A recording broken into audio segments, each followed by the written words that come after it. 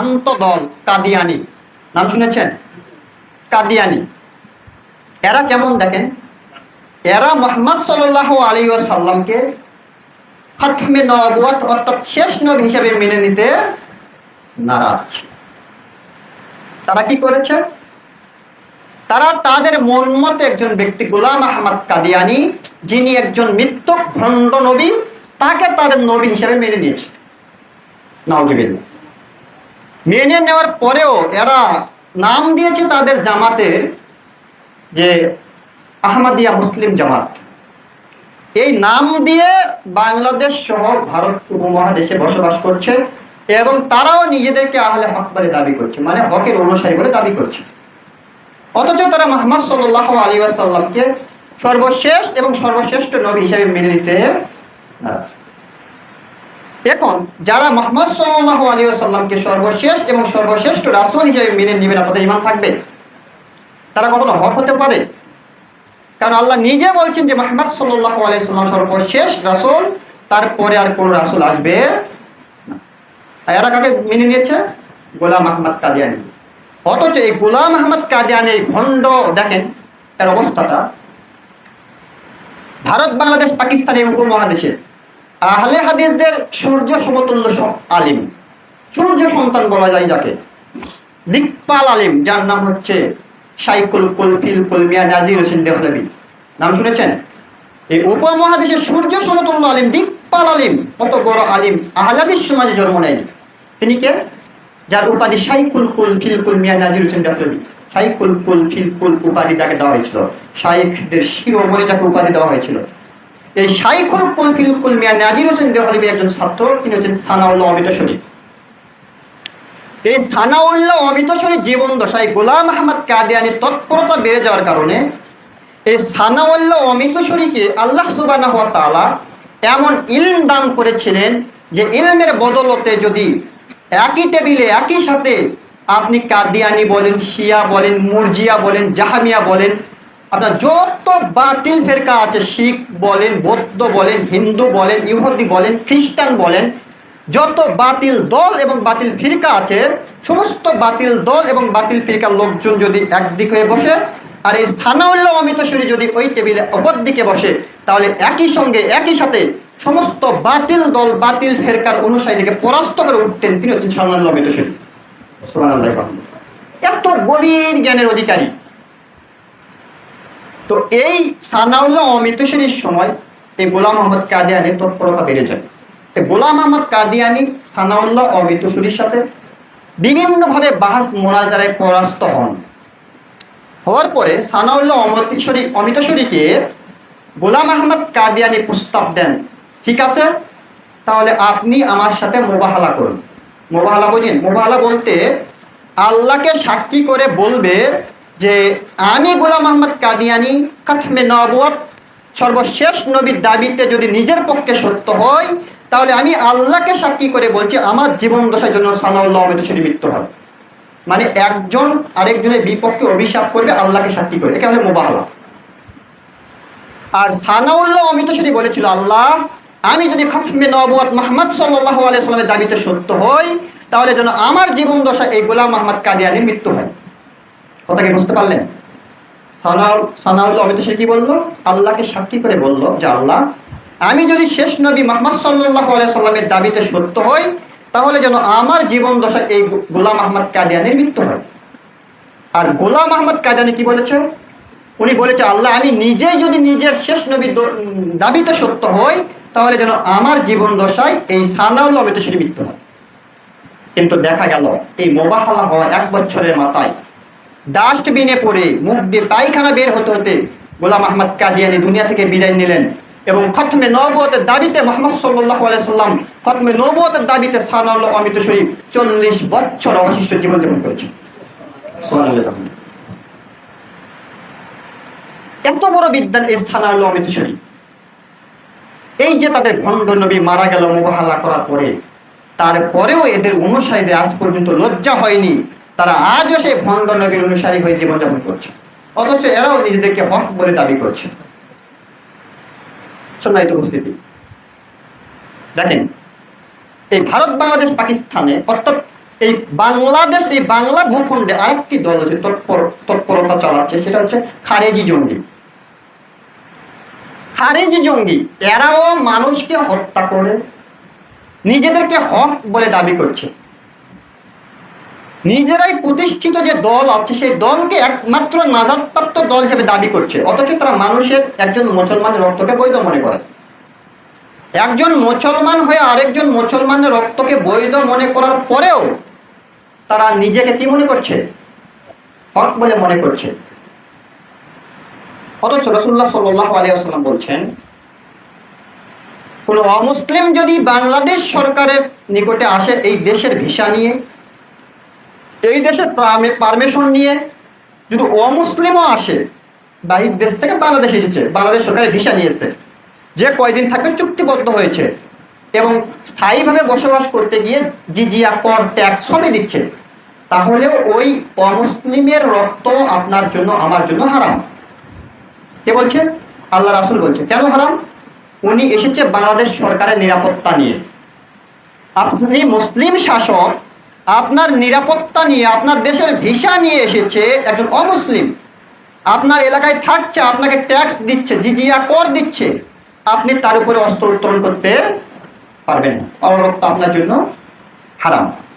অথচ এই খারেজি জঙ্গি যারা বাংলাদেশেই জন্মগ্রহণ করছে, বাংলাদেশেরই সন্তান, তাদের রক্তকে বৈধ মনে করছে, করেও তারা নিজেদেরকে হক হিসাবে দাবি করছে।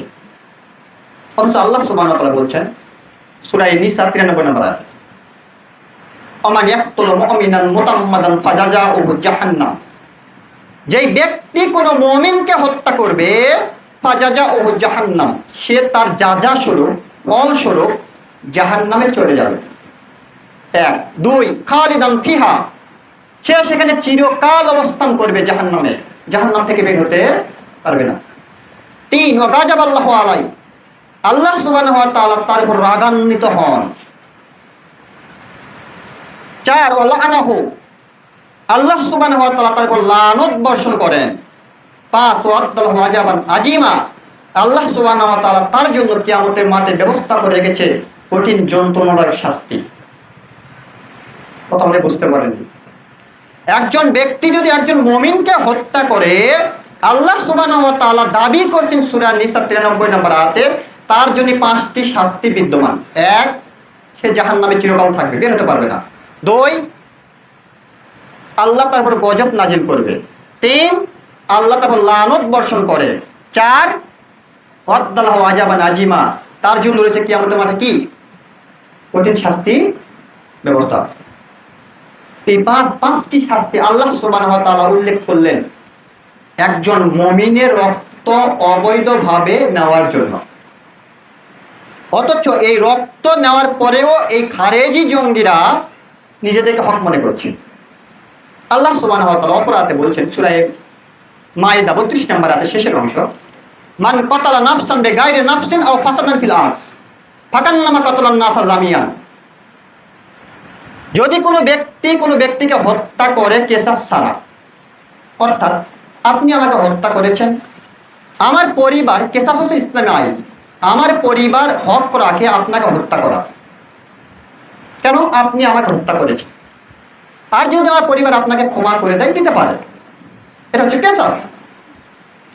তো আল্লাহ সুবহানাহু ওয়া তাআলা বলছেন, কোনো ব্যক্তি যদি কেসাসের অনুমোদন ছাড়া, রক্তের বদলা রক্ত ছাড়া কাউকে যদি হত্যা করে, অথবা আও ফাসাদান ফিল আরদ, এমন কোন ব্যক্তি যে জমিনে বিপর্যয় সৃষ্টি করছে, কেউ বলছে যে আমি মুহাম্মদ সাল্লাল্লাহু আলাইহি ওয়াসাল্লামকে মানি না, আমি আল্লাহ সুবহানাহু ওয়া তাআলাকে মানি না, কোন হালাল জিনিসকে হারাম ঘোষণা করে দিচ্ছে, অর্থাৎ ইসলামের শরীয়তের মধ্যে বিপর্যয় সৃষ্টি করছে, জমিনে বিপর্যয় সৃষ্টি করছে, অর্থাৎ যে মুরতাদ হয়ে গেছে, ইসলাম থেকে বের হয়ে গেছে, তাকে হত্যা করতে হবে। এই 2টি অপরাধ ছাড়া যদি কোনো ব্যক্তিকে হত্যা করে, ফাকান্নামা কাতালান নাসা জামিয়ান, সে যেন সারা পৃথিবীর সমস্ত মানুষকে হত্যা করে দিল। কত কঠিন কথা, এটা ভাবেন। আপনি কেসাস অনুযায়ী আপনি আমাকে হত্যা করতে পারেন, যদি আমি আপনাকে হত্যা করে থাকি, আমি যদি জমিনে বিশৃঙ্খলা সৃষ্টি করি, আপনি আমাকে হত্যা করতে পারেন রাষ্ট্রীয় আইন অনুযায়ী।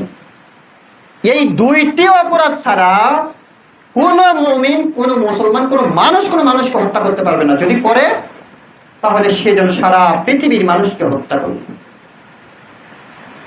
আজকে খারেজিরা শত শত মানুষকে হত্যা করছে কোনো কারণ ছাড়াই। এই জঙ্গিরা হত্যা করছে। বর্তমান সময়ে এই জঙ্গিদের আপডেট ভার্সন ইন্ডিয়ার দালাল ইসকন, যেটা এখন আপনারা দেখতে পাচ্ছেন। এই হিন্দুত্ববাদী সংগঠন ইসকন, এরা হচ্ছে জঙ্গিদের আপডেট ভার্সন। এরা এমন একটা সম্প্রদায়, এমন একটা ভার্সন, যে এরা নিজেদেরকে বাংলাদেশের সংখ্যালঘু পরিচয় দিয়ে এরা মুসলমানদেরকে হত্যা করছে, আর ভারত মিডিয়া দেখাচ্ছে যে মুসলমানদের এই রাষ্ট্রে সংখ্যালঘুরা নিরাপদ নয়। মানে এদের যে কার্যক্রম, এদের এজেন্ট বাস্তবায়ন করছে, এটা সম্পূর্ণ কার্যক্রান্ত পার্শ্ববর্তী তথাকথিত আমাদের কি প্রতিবেশী রাষ্ট্র ভারতের। আজকে দেখেন গাজীপুরে 13 বছরকার মেয়েকে, মাদ্রাসা ছাত্রীকে ধর্ষণ করলো কে? হিন্দু। আজকে আপনি দেখেন গাজীপুরে ইসকনের বিরুদ্ধে বক্তব্য দিতে গিয়ে ইমাম গুম হলো, তাকে পাওয়া গেল পঞ্চগড়ে। রিসেন্ট ঘটনা। কে করছে? এই জঙ্গি সন্ত্রাসী সংগঠন ইসকন। আজকে আপনি দেখুন বুয়েটের ছাত্র, নামটা আমি ভুলে গেছি, একটা মুসলিম মেয়েকে, তার সহপাঠীকে গাঁজা সেবন করে অজ্ঞান করে ধর্ষণ করলো। ওই তার ফেসবুকে অশালীন ভাষায় যে মুসলমানদের বিরুদ্ধে, মুসলিম মেয়েদের বিরুদ্ধে পোস্ট করছে। যদিও তাকে বুয়েট প্রশাসন বহিষ্কার করেছে, কিন্তু তার বিচার হবে বলে আমার মনে হয় না। দিন দুপুরে চট্টগ্রামে রাষ্ট্রপক্ষের আইনজীবী আলিফ ভাইকে হত্যা করলে ইসকন সদস্য চেন্নাইয়ের গ্রুপ, আজও তাদের বিচারের তৎপরতা আমরা বুঝতে পারছি না। আপনার টেকনাফের ওসি প্রদীপ 200 মানুষকে হত্যা করেছে বিনা অপরাধে। তার মধ্যে যেটা আলোচনায় এসেছে সেটা হচ্ছে আপনার এই যে মেজর সিনহা হত্যা মামলা। আজও তার বিচার হয়নি, 2-2.5 বছর চলে যাচ্ছে। 1971 সাল থেকে নিয়ে আজ পর্যন্ত বাংলার জমিনে এত অপরাধ হিন্দুরা করেছে, প্রত্যেকটি অপরাধ রাষ্ট্রদ্রোহী এবং মানবাধিকার লঙ্ঘন করেছে, কিন্তু কোন অপরাধের বিচারে একজন হিন্দুকে বাংলাদেশ সরকার কখনো ফাঁসিতে ঝুলাতে পারেনি, একজনকে পারেনি। 71 সাল থেকে নিয়ে আজও পর্যন্ত একজন হিন্দুর আপনি দেখেছেন বাংলার জমিনে তার ফাঁসি হয়েছে? অথচ শত শত আলিম ওলামা, শত শত নিরীহ মানুষকে এই জঙ্গি ট্যাগ লাগিয়ে এই বাংলাদেশ সরকার ফাঁসিতে ঝুলিয়েছে, কিন্তু একজন হিন্দুকে আজও ফাঁসি দিতে পারে। দুঃখজনক সত্য। আজকে যদি বাংলাদেশ থেকে ইসকনকে বিতাড়িত করতে না হয়, তাহলে আগামীতে বাংলাদেশ হুমকির মধ্যে পড়ে যাবে। এরা মিশন নিয়ে নেমেছে বাংলাদেশকে ভারতের অখণ্ড রাজ্যে পরিণত করা। তারা অপরাধ সংগঠিত করবে, দায় চাপাবে সাধারণ নিরীহ মুসলমানদের উপর। এরা হচ্ছে জঙ্গিদের আপডেট ভার্সন। এই জঙ্গিরা মানুষদেরকে হত্যা করে, মানুষের রক্তকে বৈধ মনে করেও তারপরেও তারা নিজেদেরকে হক বলে মনে করছে। আরেকটি দল আছে, সেটা হচ্ছে হিজবুত তাওহীদ। হিজবুত তাওহীদ যার প্রতিষ্ঠাতা হচ্ছেন বায়েজিদ খান পান্ডি, টাঙ্গাইলের সন্তান। তিনি মারা যাওয়ার পরে তার ইমাম হয়েছেন হোসাইন মোহাম্মদ সেলিম। বদমাইশকে দেখেছেন আপনারা? বদমাইশের দাড়ির কাটিং, আর তার যে প্রত্যেকটি সেমিনারের পাশে নগ্ন মেয়ে ছাড়া তার সেমিনার সম্পন্ন হয় না। এই নাকি হিজবুত তাওহীদ প্রতিষ্ঠা করে হিজবুত তাওহীদ দল সংগঠন করছে এই বদমাইশ। আজকে যদি এদের লাগাম টেনে ধরা না যায়, তাহলে ভবিষ্যতে তারা বাংলাদেশকে একটা অস্থিতিশীল রাষ্ট্রে পরিণত করতে পারে। আরেকটি দল রয়েছে, সেটা হচ্ছে আপনার আহলে কোরআন মুনকিরে হাদিস, হাদিস অস্বীকারী। নিজেদেরকে আহলে কোরআন নাম দিয়েছে, কোরআনের অনুসারী, কিন্তু হাদিস অস্বীকার করছে। হাদিস অস্বীকার করা মানে কি আপনি বুঝছেন? স্বয়ং আল্লাহর ওহীকে অস্বীকার করছে। কেন? কোরআনটা কি? আল্লাহর ওহী, ওহীর মাতলুব। আর হাদিসটা কি? হাদিসও আল্লাহর ওহী, এটা হচ্ছে ওহী গায়রে মাতলুব। আল্লাহ বলছেন ওমা ইয়ানতিকু আনিল হাওয়া ইন হুয়া ইল্লা ওয়াহয়ুহা, মুহাম্মদ সাল্লাল্লাহু আলাইহি ওয়াসাল্লাম ততক্ষণ পর্যন্ত কোনো কথা বলেন না যেই কথা আমি মুহাম্মদ সাল্লাল্লাহু আলাইহি ওয়াসাল্লামের নিকটে ওহী করে না দিয়েছি। তাহলে হাদিস কি এমনিতে এমনিতে রাসূল বলেছে মন গড়া না। তো যারা আহলে কোরআন নাম দিয়ে কোরআন মানবে হাদিস অস্বীকার করবে তাদের ঈমান আছে? আল্লাহ বলছেন হে মুহাম্মদ সাল্লাল্লাহু আলাইহি ওয়াসাল্লাম, তুমি যদি নিজে থেকে কোনো কথা বলতে থাকেন তোমার কণ্ঠনালীকে চেপে ধরবো, তোমার কণ্ঠনালীকে বের করে আমি কেটে দিব। এত কঠিন এবং কঠোর কথা থাকার পরেও তারা কোন ইচ্ছায় কোন জ্ঞানে নিজেকে আহলে কোরআন নাম দিয়ে হাদিসকে অস্বীকার করছে। যারা হাদিস অস্বীকার করছে তারা মূলত কোরআনকে অস্বীকার করছে, আর যারা কোরআনকে অস্বীকার করছে তারা মূলত মুসলমান নয়, অথচ তারাও দিন শেষে নিজেকে আহলে হক বলে দাবি করছে।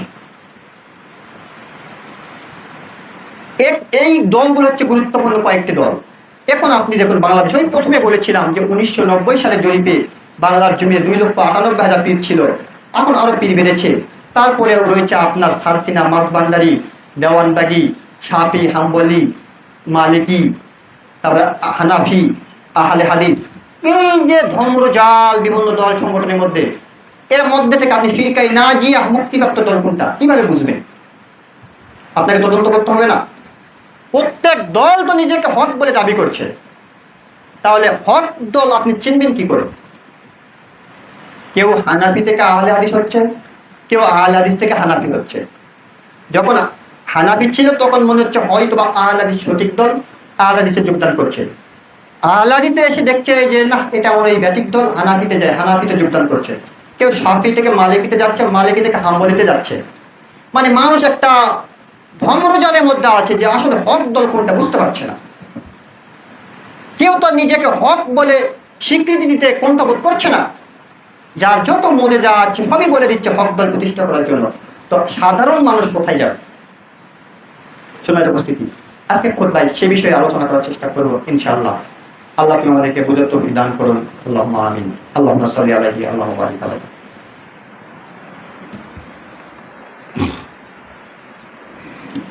আলহামদুলিল্লাহি ওয়াহদাহু ওয়াসসালাতু ওয়াসসালামু আলা মান লা নাবিয়্যা বা'দা। সম্মানিত উপস্থিতি, বলছিলাম যে ফিরকায়ে নাজি কারা, মুক্তিপ্রাপ্ত দল কারা? এতগুলো দলের মধ্যে থেকে এটা আমাদের চেনা দায়িত্ব না? অবশ্যই দায়িত্ব। দেখেন, আমরা যদি এখন এই 19বিংশ শতাব্দীর কথা বলি বা তার আগের শতাব্দীর কথা বলি, বিশেষ করে যে শতাব্দীতে নাসিরউদ্দিন আলবানী রাহমাতুল্লাহ আলাইহি, শাইখ বিন বাজ রাহমাহুল্লাহ, যারা চলে গেছেন দুনিয়া থেকে এই তো কিছুদিন আগে 1998 সালের দিকে, তো এদের কথা যদি আমি বলি, আমাদের এই আহলে হাদিস সমাজের পিছনে কিন্তু একটা দল তৎপর আছে যারা কাজ করছে, যে আহলে হাদিসেরা হচ্ছে ইহুদি খ্রিস্টানদের দালাল। বলে না? বলে না? এরা হচ্ছে আমেরিকার এজেন্ডা বাস্তবায়ন করার জন্য মাঠে নেমেছে। অথচ তারা একটাবার ভাবছে না যে সালাফগণ অর্থাৎ পূর্বসূরিগণ কি মন্তব্য করে গেছে। আমি যদি আজকে নাসিরউদ্দিন আলবানী রাহমাতুল্লাহ আলাইহির উক্তি পেশ করি, আমি যদি আজকে শাইখ বিন বাজের উক্তি পেশ করি, যদি শেখ ওসাইমিনের উক্তি পেশ করি, সালেহ আল ফাউজানের উক্তি পেশ করি, তারা অনেকেই বলবে এরা তো 19বিংশ শতাব্দীর মুহাদ্দিস, এরা তো ইংরেজদের দালাল, আমেরিকাতে আপনার সৌদি আরবে এত কিছু হচ্ছে, এরা মুখ বুঝে বসেছিল, কিছুই বলেনি, আর এদের ফতোয়া বাস্তবায়ন হবে? মেনে নিবে না। তো আমি এই শাইখ বিন বাজ, নাসিরউদ্দিন আলবানী, ওসাইমিনের কথা বলছি না, আমি চলে যাব আজ থেকে 500-700 বছর পূর্বে। 500-700 বছর পূর্বে যখন আপনার ইংরেজদের অস্তিত্ব ছিল না, তখন যা দেখব যে ওই সময়ের সালাফগণ, ওই সময়ের মুহাদ্দিসগণ মুক্তিপ্রাপ্ত দল হিসাবে কাদের নাম ঘোষণা করেছে। আমি চলে যাব সেই দিকে। দেখেন,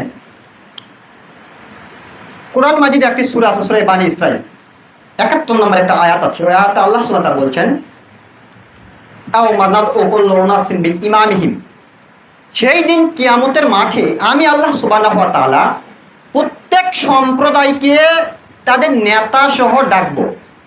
কোন দিন? কিয়ামতের দিন।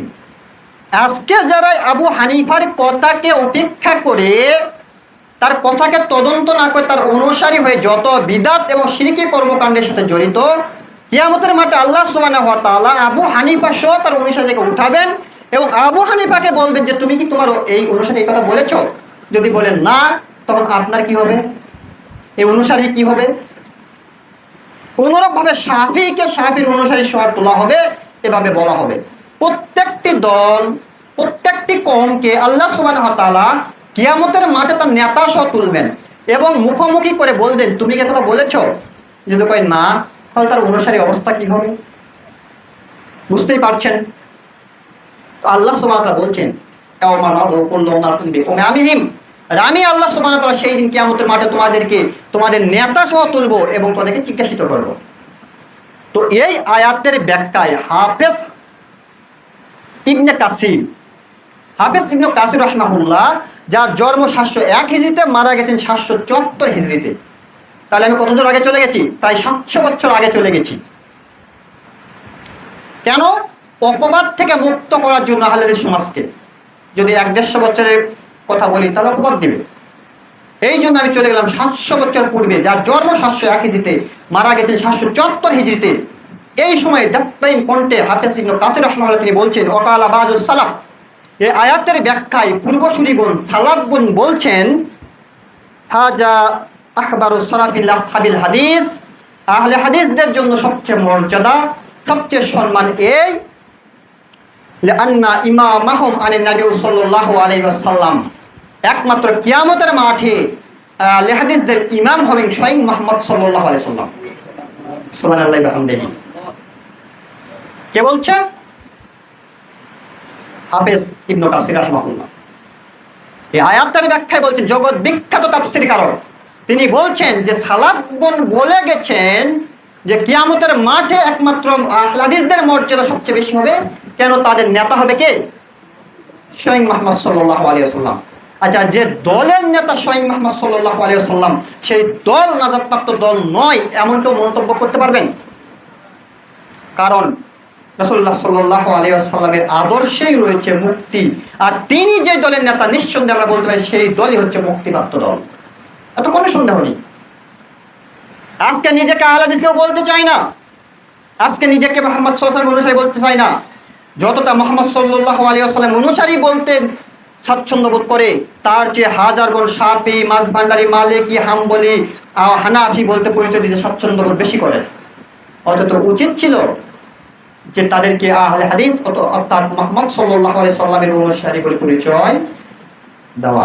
সম্মানিত উপস্থিতি, এটা আপনাকে দেখালাম 701 থেকে 774 হিজরি কথা। আমি তার পূর্বে চলে যাব। দেখেন, ইমাম ইবনে তাইমিয়া রাহিমাহুল্লাহ, যার জন্ম 661 হিজরিতে, মারা গেছেন 728 হিজরিতে। তারও আগে চলে গেলাম, ইবনে কাসিরের আগে চলে গেলাম আমি। ইমাম ইবনে তাইমিয়া রাহিমাহুল্লাহ, যার জন্ম হচ্ছে 661 হিজরিতে, মারা গেছেন 788 হিজরিতে, তিনি বলছেন, আহলুল হাদিস বি আহলিল ইসলাম, ইসলামের মধ্যে আহলে হাদিসদের মর্যাদা ওইরূপ আহলুল ইসলাম বি আহলিল মিলাল, যেমন ভাবে অন্যান্য ধর্মের মধ্যে ইসলামের মর্যাদা। অন্যান্য যত ধর্ম রয়েছে, হিন্দু ধর্ম হোক, খ্রিস্টান ধর্ম হোক, ইহুদি ধর্ম হোক, বৌদ্ধ ধর্ম হোক, এরকম যত ধর্ম আরো আছে, প্রত্যেকটি ধর্মের মধ্যে থেকে সবচেয়ে ধর্ম মর্যাদাপূর্ণ কোনটি? ইসলাম। আল্লাহ বলছেন, ইন্নাদ দীনা ইনদাল্লাহিল ইসলাম, আমার নিকট একমাত্র মনোনীত ধর্ম হচ্ছে কি? ইসলাম। যখন ইসলাম এসেছে তখন প্রত্যেকটি ধর্ম কি হয়েছে? বাতিল হয়েছে। তো ইসলামের মর্যাদা যেমন অন্যান্য ধর্মের উপরে, আহলে হাদিসদের মর্যাদা তেমন অন্যান্য সম্প্রদায়ের উপর। কে বলছে? ইমাম ইবনে তাইমিয়া রাহিমাহুল্লাহ, যার জন্ম 601 হিজরিতে, মারা গেছেন 624 হিজরিতে। তো আহলে হাদিসদের মর্যাদা এই সালাফ এই কথা বর্ণনা করলেন। তো যদি আহলে হাদিসদের মর্যাদা তাই হয়, তাহলে আপনি বলুন, যদি সমস্ত দলই জান্নাতে যায়, ধরে নেন সমস্ত দলই জান্নাতে যাচ্ছে, তাহলে সবের আগে কে যাবে? আহলে হাদিস যাবে। কিন্তু সব দল তো জান্নাতে যাবে না। একমাত্র হক দল ছাড়া কখনো বাতিল দল জান্নাতে যাওয়ার সুযোগ পাবে। তাহলে এই কওল থেকে, এই সালাফের মন্তব্য থেকে আমরা বুঝতে পারলাম নিঃসন্দেহে মুক্তিপ্রাপ্ত দল হচ্ছে আহলে হাদিস। সম্মানিত উপস্থিতি, দেখেন আরেকটি হাদিস দেখাই, আরেকটি কাউল দেখাই। বড়পিন নামে খ্যাত আব্দুল কাদের জিলানী রাহমাতুল্লাহ আলাইহি, নাম শুনেননি? অনেক কিচ্ছা কাহিনী শুনেছেন যে মায়ের গর্ভে থাকতে 18 পারা কোরআন হেফজ করেছে। নাউজুবিল্লাহ। বড় পীর কাদের জিলানীর বাবার একটা ঘটনা আছে প্রচলিত, যে তার বাবার কাছে একজন মুরিদ এসেছে, এসে বলছে যে আমার স্ত্রী গর্ভবতী, তো হুজুর আপনি একটু বলেন তো আমার স্ত্রী পেটে কি বাচ্চা আছে? বলছে তোমার স্ত্রী পেটে মেয়ে বাচ্চা আছে, একটু পুরুষ করে দেন তো, ছেলে বাচ্চা করে দেন তো। এমন একটা ধমক দিয়েছে, বেটা যাও, এই ওই ধমক দিয়েছে ওই সাগরিদকে, ও চলে গেছে। গিয়ে কিছুদিন পর আবার এসেছেন, আপনি বলেছেন আমার স্ত্রীর গর্ভে মেয়ে বাচ্চা আছে, আপনি একটু পুরুষ করে দেন তো। আবার ধমক দিয়েছে, ফিরে চলে গেছে। তো তৃতীয়বার এসেছে এইভাবে, তৃতীয়বার একই রকম ধমক দিয়েছে। ধমক দেওয়ার পরে তার যে খাদিম, অর্থাৎ বড় পীর আব্দুল কাদের জিলানী রাহমাতুল্লাহ আলাইহি পিতার যে খাদিম, এখন বলছে হুজুর লোকটা তিনবার আসলো, আপনার কাছে এত কিছু চাইনি তো, একটা মেয়ে সন্তানকে ছেলে করে চেয়েছে, তা আপনি একটু বলে দিলেই তো হয়। তখন বড় পীর আব্দুল কাদের জিলানীর বাপ বলছে, বেটা তুই আজও আমাকে চিনতে পারিসনি, ওর স্ত্রী গর্ভে মেয়ে সন্তান ছিল, প্রথম ধমক দিয়েছি ছেলে হয়ে গেছে, কিন্তু তুইও চিনতে পারিসনি, ও চিনতে পারেনি। দ্বিতীয়বার এসেছে ধমক দিয়েছি, ছেলের থেকে আবার মেয়ে হয়েছে। তৃতীয়বার এসেছে ধমক দিয়েছি, মেয়ের থেকে আবার ছেলে হয়েছে। চতুর্থবার এসেছে ধমক দিয়েছি, ছেলের থেকে আবার মেয়ে হয়েছে, আর ধমক দিয়ে কাজ হবে না। কথা কি বুঝতে পারলেন? কথাটা বুঝতে পারেননি? কত বড় জালিয়াতি! ইন্না লিল্লাহি ওয়া ইন্না ইলাইহি রাজিউন। এই সন্তান বড় পীর আব্দুল কাদের জিলানী বুনিয়াতুত তালেবিনের মধ্যে বলছে 90 পৃষ্ঠায়, এই বড় পীর আব্দুল কাদের জিলানী রাহমাতুল্লাহ আলাইহিকে এই নামের আগে বড় পীর নাম দিয়ে এক শ্রেণীর লোকেকে পচিয়েছে। যেমন ভাবে পচিয়েছে আবু হানিফা রাহমাতুল্লাহ আলাইহির নাম দিয়ে হানাফি মাযহাব সৃষ্টি করে, শাফি রাহমাতুল্লাহ আলাইহির নামে শাফি মাযহাব সৃষ্টি করে। কারণ ইমাম শাফি, ইমাম আবু হানিফার আকীদা এমনটা ছিল না। এই কাদের জিলানী রাহমাতুল্লাহ আলাইহি ইনার আকীদাও এমন ছিল না। এই বড় পীর আব্দুল কাদের জিলানী রাহমাতুল্লাহ আলাইহি তিনি জন্মগ্রহণ করেছেন 491 হিজরিতে, মারা গেছেন 561 হিজরিতে। তিনি বলছেন, দেখেন তার কওল, ও আম্মাল ফিরকাতুন নাজিয়া, একমাত্র মুক্তিপ্রাপ্ত দল, মুক্তিপ্রাপ্ত যেটা জান্নাতপ্রাপ্ত দল, ফিরকায়ে নাজিয়া হচ্ছে কি? ফাহিয়া আহলে সুন্নাহ ওয়াল জামাত, সেটা হচ্ছে আহলে সুন্নাহ ওয়াল জামাত। কে বলছে? বড় পীর আব্দুল কাদের জিলানী রাহমাতুল্লাহ আলাইহি, যার নামের আগে বড় পীর লাগিয়ে পচিয়েছে, কিন্তু তার আকীদা দেখেন তিনি কি বলছেন, যে একমাত্র ফিরকায়ে নাজিয়া মুক্তিপ্রাপ্ত দল সেটা কি? আহলে সুন্নাহ ওয়াল জামাত, লা ইসমু লাহুম, তার অন্য কোনো নাম নেই, ইল্লা ইসমুন ওয়াহিদা, একটি নাম ব্যতীত। দেখছেন কত সাংঘাতিক কথা! এই আহলে সুন্নাহ ওয়াল জামাতের কোনো নাম নেই, একটি নাম ব্যতীত, ও আসহাবুল হাদিস, আর সেটা হচ্ছে আহলে হাদিস। যেই ব্যক্তি দ্ব্যর্থহীন কণ্ঠে তার কিতাবে লিখে গেছেন বুনিয়াতুত তালেবিনের মধ্যে 90 পৃষ্ঠায়, সেই ব্যক্তির আকীদা কত পচা হতে পারে না। সেই ব্যক্তি আহলে হাদিস অনুসারী না হয়ে কোনো মানুষ রচিত মাযহাবের অনুসারী হতে পারে না। এটা তো আমার কথা বলিনি, সেই 461 হিজরির কথা বলছি, যিনি মারা গেছেন 564 হিজরিতে, সেই সময় চলে গেছি। অথচ আজকে বাংলাদেশ, ভারত, পাকিস্তানের মুসলমানেরা এই বড় পীর আব্দুল কাদের জিলানী রাহমাতুল্লাহ আলাইহির নামের আগে বড় পীর লাগিয়ে তাকে পচাচ্ছে, যেমন ভাবে পচেছে আবু হানিফা রাহমাতুল্লাহ আলাইহি। আবু হানিফা রাহমাতুল্লাহ আলাইহি তিনিও বলেছিলেন, ইজা সাহাল হাদিসু ফাহুয়া মাযহাবি, যখন কোনো সহিহ হাদিস পাবা তখন মনে করো ওটাই আমার মাযহাব। সুবহানাল্লাহি ওয়া বিহামদিহি। আবু হানিফা বলেনি যে তোরা আমার নামে মাযহাব সৃষ্টি করে তোদের মস্তিষ্ক পোষিত রায় প্রতিষ্ঠা করবে আর ভণ্ডামি করবে, কথা বলেনি।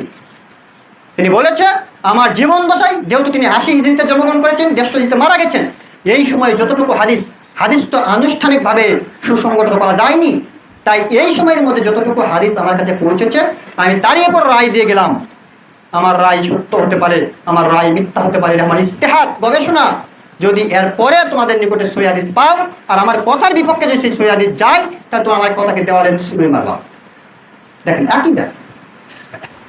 সম্মানিত উপস্থিতি, আপনাকে আমি আরো আগে নিয়ে যাই। দেখেন মুহাদ্দিস খতিব বাগদাদী রাহমাতুল্লাহ আলাইহি, যার জন্ম 392 হিজরিতে, মারা গেছেন আপনার 463 হিজরিতে।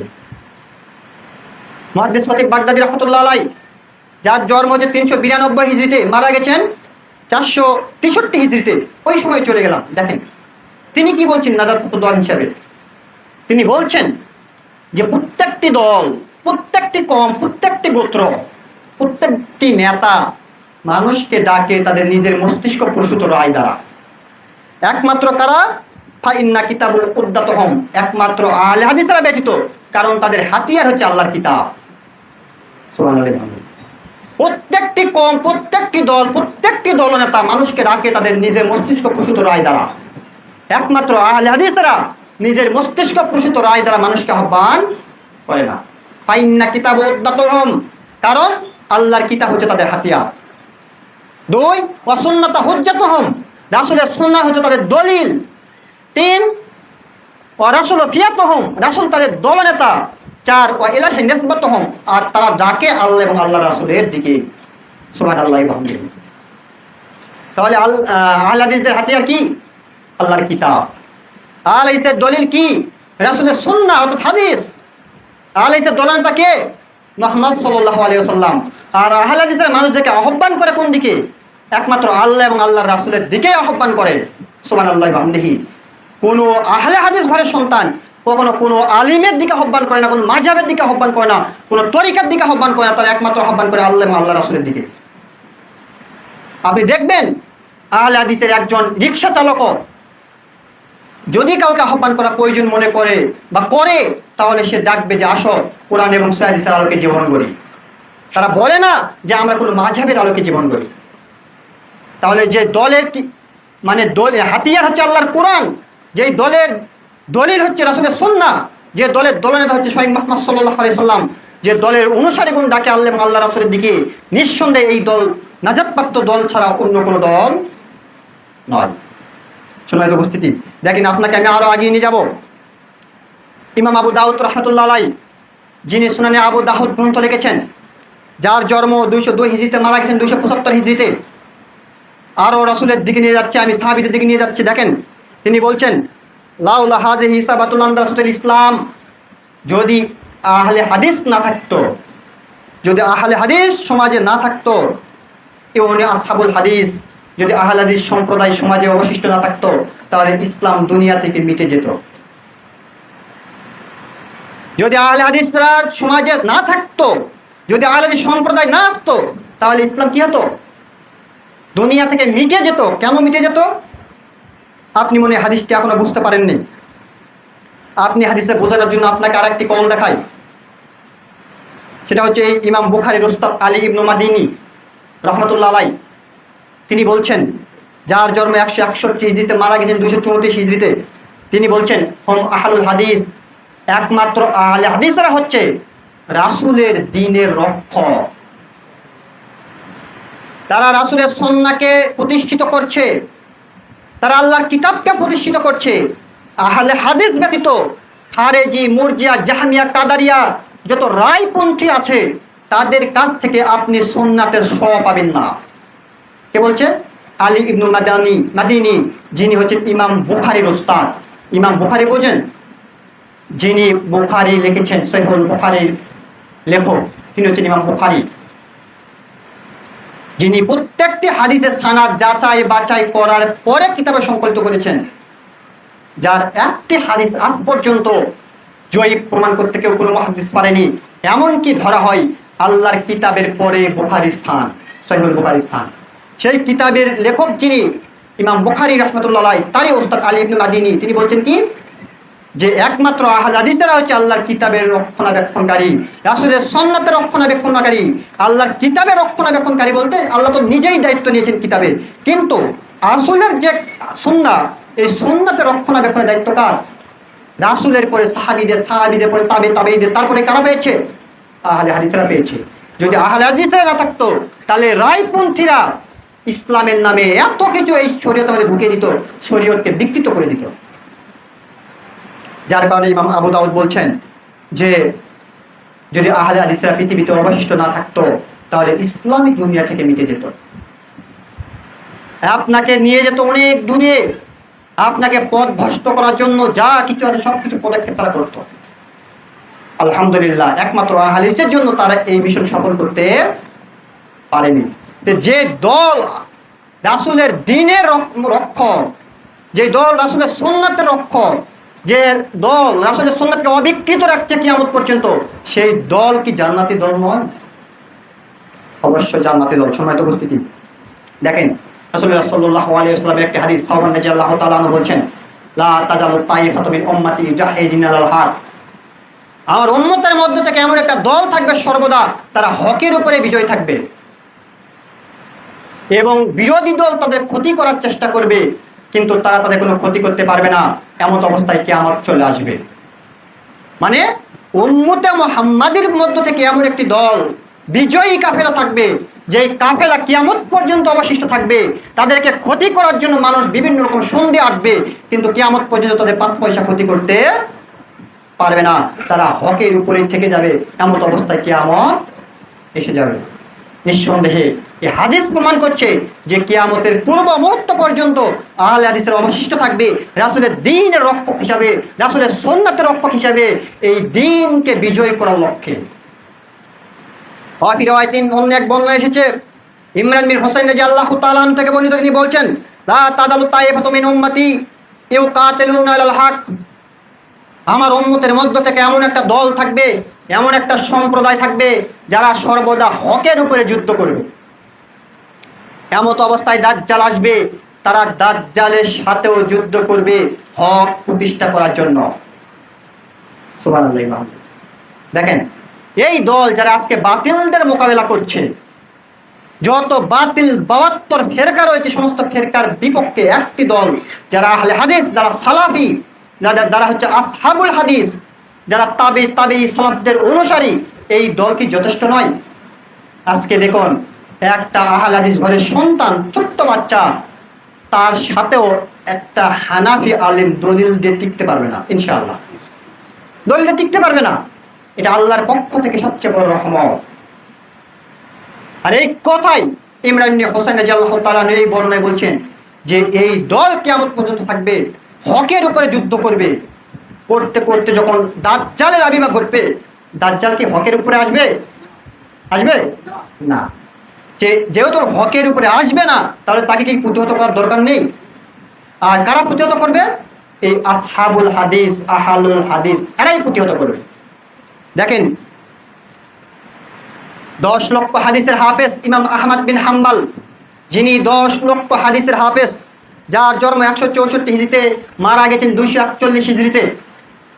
দেখেন চলে যাচ্ছে তাবেঈদের দিকে, সাহাবীদের দিকে। 164 থেকে নিয়ে কত 241 হিজরি, এই সময় তিনি বলছেন, ইনলাম ইয়াকুনু আসহাবুল হাদিস, আর যেই দল হকের উপরে লড়াই করবে, এমনকি আপনার দাজ্জালের সাথে যুদ্ধ করবে, সেই দল যদি আহলে হাদিস না হয়, ফালা আদরি মান হুম, তাহলে আমি আহমদ বিন হাম্বল, আমি জানি না সেই দল কোন দল। বুঝতে পারছেন কথা? বুঝতে পারেন? ইমাম আহমদ বিন হাম্বল বলছেন, 10 লক্ষ হাদিসের হাফেজ, যে যেই দল সর্বদা বিজয়ী থাকবে, হকের উপরে যুদ্ধ করবে, এমন অবস্থায় দাজ্জাল আসবে, দাজ্জালকে প্রতিহত করবে, সেই দল যদি আহলে হাদিস না হয়, তাহলে আমি আহমদ বিন হাম্বল, আমি জানি না সেই দল কোন দল। তার মানে তিনিও বলছেন সেই দল হচ্ছে আহলে হাদিস। তার যে দল দাজ্জালকে প্রতিহত করবে, সেই দল কি জাহান্নামে যাবে? কোশ্চেন কালেও নয়। অবশ্যই সেই দল হচ্ছে জান্নাতি দল, ফিরকায়ে নাজিয়া। সম্মানিত উপস্থিতি, দেখেন এবার আপনাকে দেখা আরেকটি হাদিস, আরেকটি কওল, ইমাম শাফি, যার নামে একটা মাযহাব প্রতিষ্ঠা আছে, যার জন্ম 150 হিজরিতে, মারা গেছেন 204 হিজরিতে। তিনি বলছেন, ইজা রাআইতু রাজুলুন মান আসহাবিল হাদিস ফাকান্নামা রাআইতু নবী সাল্লাল্লাহু আলাইহি ওয়াসাল্লাম হাইআন, আমি ইমাম শাফি যখন কোনো আহলে হাদিসকে দেখি, আমি মনে করি যে আমি স্বয়ং মুহাম্মদ সাল্লাল্লাহু আলাইহি ওয়াসাল্লামকে জীবন্ত দেখি। সুবহানাল্লাহ। মানে একজন আহলে হাদিসের বাচ্চার চারিত্রিক গুণাবলী, আধ্যাত্মিক গুণাবলী, মানসিক গুণাবলী স্বয়ং মুহাম্মদ সাল্লাল্লাহু আলাইহি ওয়াসাল্লামের প্রতিচ্ছবি। তাহলে যে আদর্শ মুহাম্মদ সাল্লাল্লাহু আলাইহি ওয়াসাল্লাম আদর্শ নিয়ে যে ব্যক্তি বড় হচ্ছে, সেই দলের অনুসারীগণ জান্নাতি দল নয় কি? তাহলে আপনাকে আশার আলো জাগাতে হবে অন্তরে, যে ইনশাআল্লাহ হানাফি ছিলাম, গ্রামে লাঞ্ছিত হয়েছি, দূর থেকে এসে এখানে সালাত আদায় করছে, আহলে হাদিস হয়েছি, ইনশাআল্লাহ একদিন না একদিন এর যা আমি পাবো ইনশাআল্লাহ। সম্মানিত উপস্থিতি, দেখেন আরেকটি দেখাই। তাবেঈ বিদ্বান মুহাম্মদ ইবনে মুবারক, আব্দুল্লাহ ইবনে মুবারক রাহমাহুল্লাহ, তিনি বলছেন, যার জন্ম 118 হিজরিতে এবং মারা গেছেন 181 হিজরিতে, আরও আগিয়ে গেলাম। দেখেন তিনি বলছেন, হম ইন্দে আসাবুল হাদিস, নাজি দল হচ্ছে একমাত্র আহলে হাদিস জামাত, মানে ফিরকায়ে নাজিয়া হচ্ছে একমাত্র আহলে হাদিস জামাত, আর তারাই একমাত্র সিরাতে মুস্তাকিমের পথ অবিচল আছে। যারা মুক্তিপ্রাপ্ত দল তারা হচ্ছে একমাত্র আহলে হাদিসের আয়, আর আজ পর্যন্ত তারাই সিরাতে মুস্তাকিমে প্রতিষ্ঠিত আছে। তারা যদি বিচ্যুত হতো তাহলে ইসলাম দুনিয়ার থেকে মিটে যেত। সম্মানিত উপস্থিতি, এবার আসি তাবেঈ বিদ্বান মুহাম্মদ ইবনে শিরিন। এবারে তাবেঈদের যুগে চলে গেলাম। তাবেঈ বিদ্বান মুহাম্মদ ইবনে শিরিন রাহমাহুল্লাহ, যার জন্ম 33 হিজরিতে, মারা গেছেন 110 হিজরিতে, তাবেঈ। তিনি বলছেন যে মানুষ যখন আমাদের নিকটে হাদিস বর্ণনা করত, আমরা তখন তার হাদিসগুলোকে কান খুলে শুনতাম। ফালাম্মা ওয়াকাতিল ফিতনাহ, যখন আমরা দেখলাম ফিতনা শুরু হয়ে গেছে, অর্থাৎ মানুষ রাসূলের নামে নিজের মস্তিষ্ক পোষিত রায় প্রতিষ্ঠা করার জন্য হাদিস রূপে বর্ণনা করছে, যখন ফিতনা শুরু হয়ে গেল, ফালাম্মা ওয়াকাতিল ফিতনাহ, যখন ফিতনা শুরু হয়ে গেল, তখন আর আমরা হাদিস শোনা মাত্রই বিশ্বাস করতাম না। তখন আমরা বলতাম, সাম্মালানা রিজালাকুম, যে তুমি যে হাদিস শোনাচ্ছ, তুমি এই হাদিসের সানাদ বর্ণনা করো, মানে বর্ণনাকারী কে কে আছে এটা তোমরা বলো, সূত্র বলো। ফায়ানজুরিল আহলে সুন্নাহ, যখন সে হাদিস বর্ণনাকারী ধারাবাহিকতা বলতো, তখন যদি আমরা দেখতাম যে যাদের কাছ থেকে হাদিসটা যিনি সংগ্রহ করেছে তারা আহলে সুন্নাতের অন্তর্ভুক্ত, ফায়ুখাযু হাদিসুহুম, তখন আমরা তার হাদিস গ্রহণ করতাম। কথা বুঝতে পারলেন? মানে আগে তারা যে হাদিস শুনতো সেটাই মেনে নিত, সানাদ যাচাই বাছাই করতো না। ফালাম্মা ওয়াকাতিল ফিতনা, যখন ফিতনার যুগ চলে আসলো, তখন তারা হাদিস শোনার সাথে সাথে বলতো, সাম্মালানা রিজালাকুম, তুমি যে হাদিস বর্ণনা করলে এই বর্ণনা তুমি সূত্র বলো, বর্ণনাকারীদের নাম বলো। তো তখন দেখতো যদি আহলে সুন্নাতের অনুসারী হয় বর্ণনাকারীরা, তাহলে তারা হাদিস গ্রহণ করতো। ওয়ায়ানজুরু ইলা আহলিল বিদআহ, আর যদি দেখতো যে তারা বিদাতীদের অনুসারী, ফালা ইউখাযু হাদিসুহুম, তখন তাদের হাদিসকে তারা প্রত্যাখ্যান করতো। তাহলে দেখেন তাবেঈ বিদ্বান মুহাম্মদ ইবনে শিরিন তিনি কি বললেন, যদি আহলে সুন্নাতের অন্তর্ভুক্ত হয়, অর্থাৎ আহলে হাদিসদের অন্তর্ভুক্ত হয়, তখন তাদের কাছ থেকে তারা হাদিস নিত, আর যদি আহলে বিদাতীদের, আহলে রায়ের অন্তর্ভুক্ত হয়, তখন তাদের কাছ থেকে হাদিস নিত না। কে বললো? তাবেঈ বিদ্বান মুহাম্মদ ইবনে শিরিন, একজন তাবেঈ। এবার চলে যাব আমি স্বয়ং সাহাবীদের কাছে। আবু সাঈদ খুদরী রাদিয়াল্লাহু তাআলা আনহু, আল্লাহ আসলে সাহাবী নয়, বিশিষ্ট সাহাবী। আবু সাঈদ খুদরী রাদিয়াল্লাহু তাআলা আনহু বলছেন, ইজা রাআ সাবাবু কালা মারহাবা, আমি যখন কোন আহলে হাদিস যুবককে দেখতাম, তাদেরকে আমি মারহাবা জানাতাম, সুসংবাদ স্বাগতম জানাতাম। কেন? বিওয়াসিয়াতি রাসূলুল্লাহি সাল্লাল্লাহু আলাইহি ওয়াসাল্লাম, এটা আল্লাহ রাসূল আমাকে ওসিয়ত করেছেন।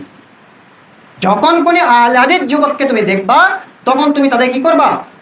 মারহাবা জানাবা। এটা কে করেছে? আল্লাহ রাসূল ওসিয়ত করেছে। কাকে? স্বয়ং সাহাবী আবু সাঈদ খুদরী রাদিয়াল্লাহু তাআলা আনহু। তারপরে বাকি তিনি বলছেন, আমার রাসূলুল্লাহ সাল্লাল্লাহু আলাইহি ওয়াসাল্লাম, আল্লাহ রাসূল আমাকে আরো নির্দেশ দিয়েছেন। কি নির্দেশ দিয়েছেন?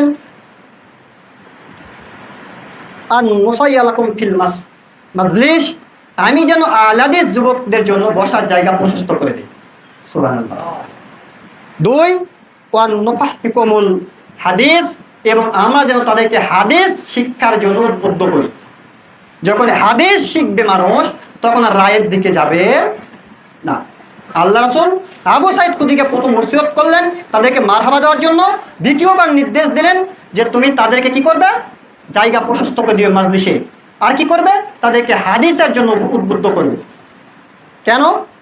ফাইন্নাকুম খুলুকুনা আহলে হাদিস বাদানা, তারা আমরা পরবর্তী বংশধর, আর তারা হচ্ছে আহলুল হাদিস। সুবহানাল্লাহি ওয়া বিহামদিহি। যদি তারা আমাদের পরবর্তী বংশধর হয়, পরবর্তী আহলে হাদিস হয়, তাহলে এই দলের জন্য আল্লাহ নির্দেশ দিলেন হাদিস শিক্ষার জায়গা প্রশস্ত করে দেওয়ার, মারহাবা জানানো। তাহলে এই দলের অনুসারী কি জান্নাতি দলের অনুসারী নয়? সম্মানিত উপস্থিতি, দেখেন এই জন্য আমি কথা এত দূর আগে নিয়ে আসলাম, যেহেতু সময় শেষের দিকে চলে যাচ্ছে। আমি আর কথা বাড়াতে পারছি না। এবার আসবো আমি, দেখেন স্বয়ং মুহাম্মদ সাল্লাল্লাহু আলাইহি সাল্লামের হাদিস থেকে আপনাদেরকে দুইটি কথা বলছি। সেটা হচ্ছে, এক, আব্দুল্লাহ ইবনে মাসউদ রাদিয়াল্লাহু তাআলা আনহু বলেন, রাসূল সাল্লাল্লাহু আলাইহি ওয়াসাল্লাম বলেছেন, বাদা ইসলামু গারিবা সাউদা কামা বাদা। ইসলাম শুরু হয়েছিল অল্প সংখ্যক লোকের মধ্য দিয়ে। যখন আল্লাহ রাসূল তাওহীদের দাওয়াত দিয়েছিল তখন হাতে গোনা কয়েকজন। প্রথমে কে? প্রথমে খাদিজা রাদিয়াল্লাহু তাআলা আনহা, তারপরে কে? যুবক বয়স্কদের মধ্যে আবু বকর সিদ্দিক রাদিয়াল্লাহু তাআলা আনহু, শিশুদের মধ্যে আলী রাদিয়াল্লাহু তাআলা আনহু। এই গুটি কয়েক লোকের মধ্যে দিয়ে ইসলাম সূচনা হয়েছিল। সাউদা কামা বাদা, আল্লাহ রাসূল বলছেন যে নিঃসঙ্গ অবস্থায় ইসলাম সূচনা করেছিল, আবার ইসলাম সেভাবে ফিরিয়ে যাবে। মানে কিয়ামতের পূর্ব মুহূর্তে অধিকাংশ লোক রায়ের দিকে প্রত্যাবর্তন করবে, রাসূলের হাদিসের দিকে কেউ তোয়াক্কা করবে না। ফাতওয়ালিল গুরাবা, আল্লাহ রাসূল বলছেন এই অল্প সংখ্যক লোকের জন্যই রয়েছে সুসংবাদ। আহলে হাদিস সংখ্যায় কম হোক, হানাফি বেদাতীরা সংখ্যায় বেশি হোক, আফসোসের কিচ্ছু নেই। কারণ আল্লাহ রাসূলের দাত্তাইন ঘোষণা, ইসলাম যেভাবে অল্প সংখ্যক লোকের মধ্যে এসেছে আবার অল্প সংখ্যক লোকের মধ্যে ফিরে যাবে। আপনি সংখ্যার মানে বেশি দেখে নিজেকে ছোট মনে করবেন না, আপনার জন্য রয়েছে সুসংবাদ। আল্লাহ সাহাবীরা বলছে, আল্লাহ রাসূল সেই সুসংবাদ কি? সেই সুসংবাদ কোন লোকের জন্য? আল্লাহ রাসূল বলছেন, আল্লাযিনা ইসলাহুনা মাহসাদান নাস, ওই সকল মানুষের জন্য যারা আমার সুন্নতকে মানুষের মধ্যে জাগ্রত করবে, আমার সুন্নতকে পরিষ্কার করবে, মানুষের মধ্যে অমীমাংসিত জিনিসকে মীমাংসা করে দিবে। আজকে আপনি লক্ষ্য করুন, সর্বপ্রথম বাংলার জমিনে, এই ভারত, বাংলাদেশ, পাকিস্তানের উপমহাদেশে সহিহ জয়ীফ পার্থক্য করা শিখাচ্ছে কারা? আহলে হাদিসেরা। শিরিক বেদাত পার্থক্য করেছে কারা? আহলে হাদিসেরা। সুন্নাত বিদআত পার্থক্য করেছে কারা? আহলে হাদিসেরা। আজকে একজন রিক্সা চালককে জিজ্ঞাসা করলে আমরা বুঝতে পারবো যে ভাই এই বাংলার জমিনে শিরিক এবং তাওহীদ কারা বুঝিয়েছে? তারা নিঃসন্দেহে বলবে আহলে হাদিসরা বুঝিয়েছে। সুন্নাহ এবং বিদআত কারা বুঝিয়েছে? তারা নিঃসন্দেহে বলবে আহলে হাদিসরা বুঝিয়েছে। জাল জয়ীব কারা বুঝিয়েছে? নিঃসন্দেহে বলবে আহলে হাদিসরা বুঝিয়েছে। তাহলে আল্লাহ রাসূলের দাত্তাইন কণ্ঠ নিঃসন্দেহে আমাদের অন্তরে আশার আলো যে আমরাই হচ্ছে সর্বশ্রেষ্ঠ কাফেলা, আমরাই হচ্ছে বিজয়ী কাফেলা, আমরাই হচ্ছে নাজাতপ্রাপ্ত দল ফিরকায়ে নাজিয়া। সময় তো বুঝতে, আর একটা হাদিস দেখায়, দেখেন হাদিস হচ্ছে এই, আব্দুল্লাহ ইবনে আমির রাদিয়াল্লাহু তাআলা আনহু বলেন, রাসূল সাল্লাল্লাহু আলাইহি ওয়াসাল্লাম বলেছেন, লা ইয়াতি আন্নাল উম্মতি মা তালা বানি ইসরাঈল হাজু আলা আনাবিল নাল। আমার উম্মতের অবস্থা ওই রূপ হবে যেমন অবস্থা হয়েছিল বানি ইসরাঈলদের। মানে আমার উম্মতের অবস্থা বানি ইসরাঈল অবস্থা মিলে যাবে। হাজু আলা আনাবিল নাল, ডান পায়ের জুতা যেমন ডান পায়ে মিলে, বাম পায়ের জুতা যেমন বাম পায়ে মিলে, সেই রূপ ভাবে আমার অবস্থা এবং আমার উম্মতের অবস্থা পায়ে পায়ে মিলে যাবে। হাত্তা ইন কানা মিনহুম মা আতা উম্মাহু আলানিয়াতান, বানি ইসরাঈলের মধ্য থেকে যদি এমন কোনো ব্যক্তিকে পাওয়া যায় যেই ব্যক্তি তার মায়ের সাথে জেনা করেছে, আমার উম্মতের মধ্য থেকে এমন কোনো ব্যক্তিকে পাওয়া যাবে যে তার মায়ের সাথে জেনা করবে। নাউজুবিল্লাহ। দেখেন আল্লাহ রাসূল কত কষ্ট নিয়ে বলছেন যে বানি ইসরাঈলের উম্মত, বানি ইসরাঈলদের আচরণ আর আমার উম্মতের আচরণ অক্ষরে অক্ষরে মিলে যাবে। ডান পায়ের জুতা যেমন ডান পায়ে মিলে, বাম পায়ের জুতা যেমন বাম পায়ে মিলে, বানি ইসরাঈল আর আমার উম্মতের অবস্থা সেরূপ ডান পায়ের সাথে ডান পায়ের জুতার নেই মিলে যাবে, বাম পায়ের জুতার নেই বাম পায়ের সাথে মিলে যাবে।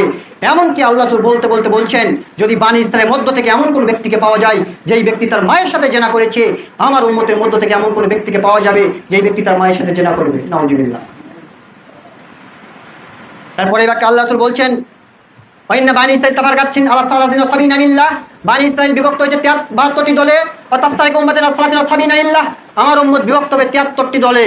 মানে বানি ইসরাঈল বিভক্ত হয়েছিল 72টি দলে, আর আমার উম্মত তাদের চেয়ে খারাপ হয়ে একদল বেশি বিভক্ত হবে। মানে আধিক্য বোঝাচ্ছেন। আল্লাহ বলছেন, ওয়াইন্না বানি ইসরাঈল তাফারকাতছিন ওয়া সাবিনা মিল্লাহ ওয়া তাফতারিকু উম্মাতুন আলা সালাসিন ওয়া সাবিনা মিল্লাহ কুল্লুহুম ফিন-নার ইল্লা মিল্লাতান ওয়াহিদা।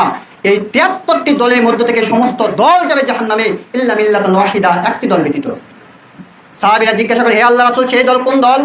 আল্লাহ বলছেন, শোনো, মা আনা আলাইহি আসহাবি, আমি এবং আমার সাহাবীরা যে দ্বীনের উপরে আছি, যে দলের উপরে আছি, যে মতের উপরে আছি, তার উপরে যারা থাকবে তারা হবে সেই দল। অন্য এক বর্ণনায় আল্লাহ বলছেন, মা আনা আলাইহি ওয়া ইয়াউমা আসহাবি, আজকের দিনে আমার জীবন দশায় আমার সাহাবীরা যে দ্বীনের উপরে আছে সেই দ্বীনের উপরে যারা থাকবে তারাই হবে সেই দল। মানে আল্লাহ রাসূল সংশয় ছিল আমার মৃত্যুর পরে দ্বীনের মধ্যে মানুষ কিছু ঢুকাবে, এই জন্য তিনি পরের বাক্যে বললেন, মা আনা আলাইহি ওয়া ইয়াউমা আসহাবি, আমার জীবন দশায় আজকের দিনে আমি এবং আমার সাহাবীরা যার উপরে আছি তার উপরে যারা থাকবে তারা হচ্ছে সেই দল। অন্য এক বর্ণনায় এসেছে, আল্লাহ রাসূল বলছেন, আহমাদ মুআবিয়া তাসিন তাইন সাবুনা ফিন নার ওয়া হাদাতু ফিল জান্নাহ, এই প্রত্যেক দল যাবে জাহান্নামে, একটি দল যাবে জান্নাতে, ওয়া জামা, আর সেটাই হচ্ছে জামাত, একটা দল। আর সেই জামাতটা কোন দল? আহলে সুন্নাহ ওয়াল জামাত, যার নাম হচ্ছে আসহাবুল হাদিস, আহলুল হাদিস। সম্মানিত উপস্থিতি, এই হাদিস থেকে আমরা স্পষ্ট বুঝতে পারলাম বানি ইসরায়েলের ন্যায় উম্মতে মুহাম্মাদের অবস্থা হবে। উম্মতে মুহাম্মাদ হাজার দলে বিভক্ত হবে। আপনি সংকীর্ণ মনে হবেন না। আপনি সবসময় মাথায় রাখবেন যে আমি আল্লাহ রাসূলের সাহাবীদের তাবেঈদের দলে করে আছে কিনা। আপনি যদি সাহাবী তাবেঈদের দলে থাকতে পারেন, কিয়ামতের মাঠে আপনার জন্য সফলতা, আপনার জন্য জান্নাত। আল্লাহ তোমাদের কবুল করুন, আল্লাহুম্মা আমিন। সম্মানিত উপস্থিতি, আর একটা জিনিস করতাম কিন্তু সময় নেই, আর করবো না। সামনের জুমায় ইনশাআল্লাহ আপনাদেরকে শোনাবো। আপনারা বিভিন্ন জায়গা থেকে এসেছেন, নিজেকে অনেক যাচাই বাছাই করে, ত্যাগ তিতিক্ষা সহ্য করে, সমাজে লাঞ্ছিত হয়ে আপনাদের জন্য আশার বাণী আল্লাহ রাসূল বলে গেছেন। ইনশাআল্লাহ পরের জুমার খুতবায় হবে আশাবাদী। আল্লাহ তুমি আমাদেরকে